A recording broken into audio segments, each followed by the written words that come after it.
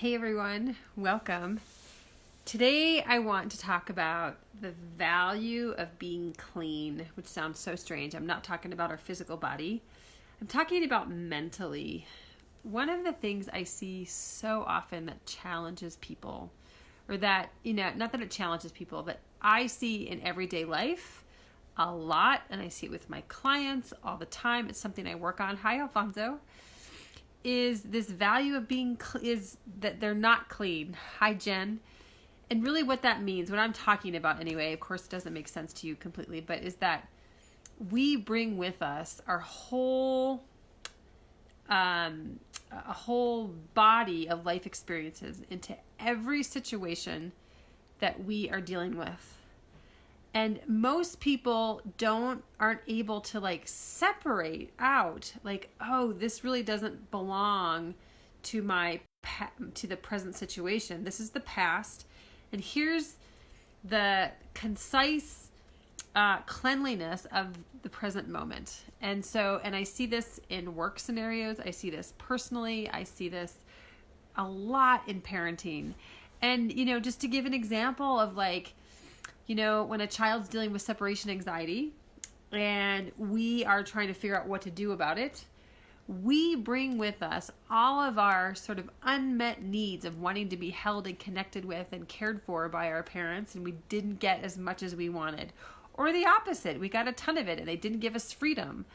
So there's no one prescription for what this looks like. Hi, Monique. There's not a prescription for what this looks like. The point is that we need to know, hey, Sarah, so happy to see you here, is that we need to know that we're carrying all that stuff with us. So that was a situation, so what it might look like with separation anxiety is that we don't want our child to feel the pain of separation, or the opposite of that is we just push them into it and say, hey kid, deal with it. We don't want them, we are too afraid to let our children feel pain. We don't want them to feel pain or suffering. And that has to do with us. That has nothing to do with them. It has everything to do with us. And in truth, our children are going to hurt. They're going to have big feelings about things. Hi Liz.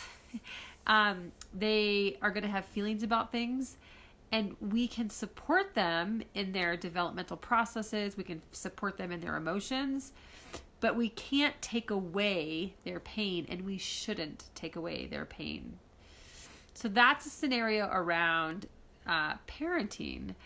I also see this, of course, this is in relationships all the time when we get triggered and we bring in all of our stuff, right? And so we end up bringing so much emotion to a situation that really maybe shouldn't have meant so much emotion from us.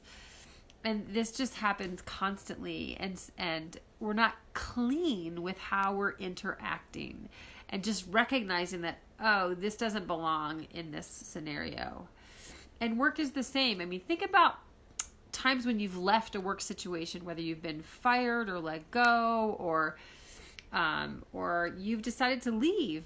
So many times we have all these, these sort of unhealthy or emotional ways that we react to these kind of scenarios, or we try to hold on to something that we really shouldn't hold on to. All of that really has to do with our own history and our own past. And so we need to learn how to create a break for ourselves. And I mean, I have my own techniques in terms of how I separate out the old stuff. And hey, Lori. And here's one important thing about being clean in our relationships, being clean with our children, being clean in our work situations, just having clarity, right? And just not bringing mushy stuff with us, is that it's important to know that we bring all kinds of stuff that we're not aware of. This is just part of life, and we are unaware of all of the baggage, all of the emotions, all of the things. There's a lot that there might be some we are aware of, but there will always be stuff that we're not aware of. And to me, that's been one of my keys in terms of working with people and in relationships and with my children and in business and in my professional life, is just recognizing that there's just always stuff, and I always have stuff to deal with, and I always need support. And one of the things that I do is I get listening time where I get listened to. Thanks for the love. And let me know, please put a comment in here if this resonates with you. Hey, Elena, let me know if this resonates with you. And put something in the comment about, a time that you've noticed that you weren't clean in your relationships as well. And so again, we have all this stuff that we're not aware of that we bring to every interaction we have.